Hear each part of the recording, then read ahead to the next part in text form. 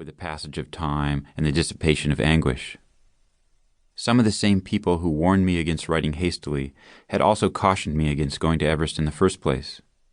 There were many, many fine reasons not to go, but attempting to climb Everest is an intrinsically irrational act, a triumph of desire over sensibility. Any person who would seriously consider it is almost by definition beyond the sway of reasoned argument. The plain truth is that I knew better, but went to Everest anyway.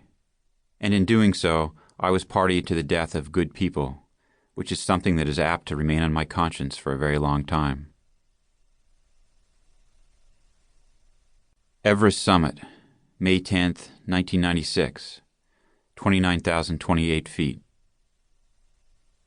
Straddling the top of the world, one foot in China and the other in Nepal, I cleared the ice from my oxygen mask, hunched a shoulder against the wind, and stared absently down at the vastness of Tibet. I understood on some dim, detached level that the sweep of earth beneath my feet was a spectacular sight. I'd been fantasizing about this moment and the release of emotion that would accompany it for many months. But now that I was finally here, actually standing on the summit of Mount Everest, I just couldn't summon the energy to care. It was early in the afternoon of May 10th, 1996. I hadn't slept in 57 hours. The only food I'd been able to force down over the preceding 3 days was a bowl of ramen soup and a handful of peanut M&Ms. Weeks of violent coughing had left me with 2 separated ribs that made ordinary breathing an excruciating trial. 29,028 feet up in the troposphere, so little oxygen was reaching my brain that my mental capacity was that of a slow child. Under the circumstances, I was incapable of feeling much of anything except cold and tired.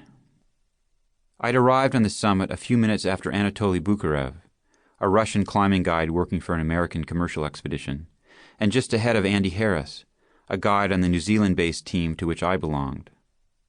Although I was only slightly acquainted with Bukharev, I'd come to know Harris well during the preceding 6 weeks. I snapped 4 quick photos of Harris and Bukharev striking summit poses, then turned and headed down. My watch read 1:17 p.m. All told, I spent less than 5 minutes on the roof of the world. A moment later, I paused to take another photo, this one looking down the southeast ridge, the route we had ascended. Training my lens on a pair of climbers approaching the summit, I noticed something that until that moment had escaped my attention. To the south, where the sky had been perfectly clear just an hour earlier, a blanket of clouds now hid Pomori, Ama Dablam, and the other lesser peaks surrounding Everest.